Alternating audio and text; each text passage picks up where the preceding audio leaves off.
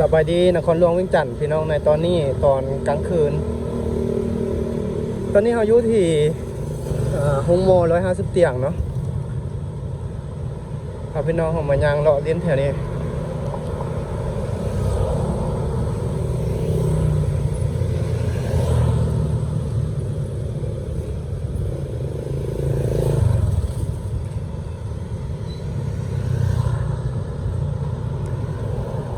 ไปทางหน้านี่ก็จะแมนทางเข้าห้องโม150 เตียงพี่น้องเป็นจุดที่ว่าเสี่ยงเกิดอุบัติเหตุเนาะเป็นจุดหนึ่งที่คนจะเข้าออกของโมหนะลายพี่น้องจะเลี้ยวกลับหรือว่าเลี้ยวรถนะจะลายปกติอยู่ทางหน้านี่เนาะเป็นจุดอันตรายพี่น้องคันว่ามาทางเส้นทางนี้เนาะต้องควรระวังที่สุด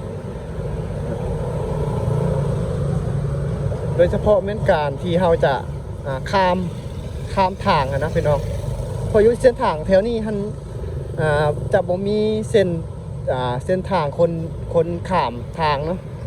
จะมีเส้นเกิดว่าเส้นทางมาลายนะจะบ่มีพี่น้องเนาะการที่เราจะข้ามจุดใดจุดหนึ่งเราต้องได้เบิ่งสังเกตรถเนาะดีๆว่าช่วงที่ว่ารถมันว่างหรือว่าช่วงใดที่เราโอเคว่าไปได้เราก็ต้องได้ย่างข้ามพี่น้องเพราะจุดทางหน้านี้เป็นจุดหนึ่งที่คำตัวว่าอันตรายนะจุดนี้ก็คนจะลายบ่อนนี้ทางหน้านี้แล้วนี่เขาก็จะมีการขายอาหารกันกินกันอยู่แถวนี้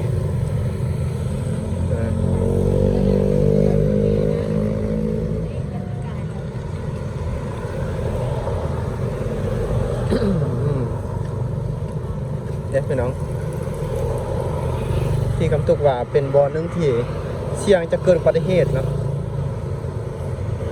เนื่องจากว่าจิแมนจุดที่ออกจากห้องมอออกมาแบบนี้นะแล้วก็จะมีบอลที่ว่าเขาเนี่ยพี่น้อง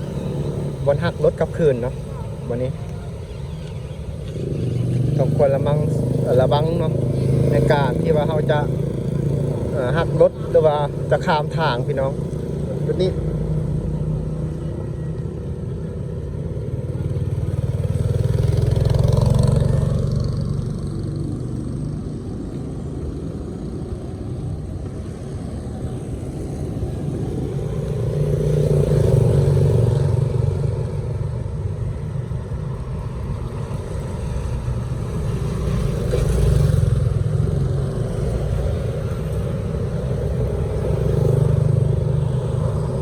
อันนี้ก็จะแมนห้องโม150 เตียงเนาะทางออกมาสู่ทางรถไงนะพี่น้องทางไงเนาะจะมีบอลที่เขา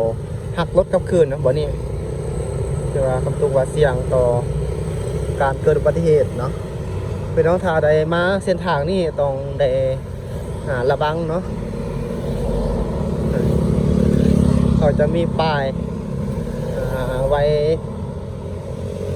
อยู่วันนี้เนาะว่าสำหรับคนย่างนะพี่น้องกันมาแต่ว่ามั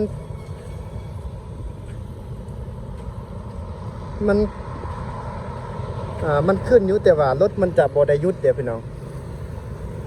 เนาะเขาเฮ็ดไฟ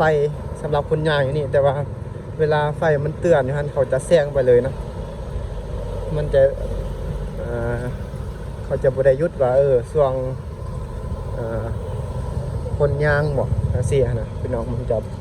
เขาจะไปเลยนะพี่น้องนอกจากที่เขาได้ย่างข้ามทางเองแล้วเขาก็เบิ้งช่วงระยะที่ว่ารถมัน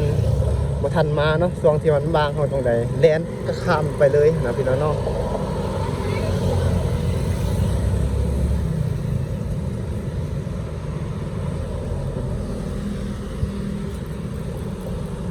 บรรยากาศตอนค่ำอยู่ที่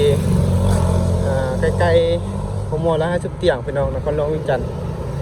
บรรยากาศตอนแรงมันมีอากาศจะร้อนเนาะอากาศจะร้อนสำหรับอยู่นครหลวงเวียงจันทร์ในตอนนี้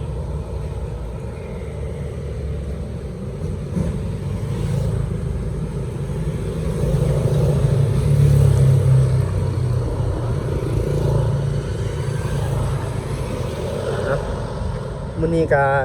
บ่มีหยังหลายพี่น้องก็จะบันทึกคลิปให้พี่น้องเฮาเบิ่งเนาะอยู่ที่บรรยากาศอยู่ที่นครหลวงจันทน์ในตอนค่ำค่ายแรงแบบนี้ก็ฝากพี่น้องหันให้กำลังใจเด้อพี่น้องเนาะจากซองคำตุกพาส้มพี่น้องเนาะจะเป็นคลิปยาวให้พี่น้องเฮาเบิ่งโดนอัปเดตเทื่อนึงให้พี่น้องเฮาเบิ่งเนาะเดี๋ยวฝากติดตามหน่อยเด้อพี่น้องขอจบคลิปประมาณนี้พี่น้องเนาะกล่าวคำว่าสบายดี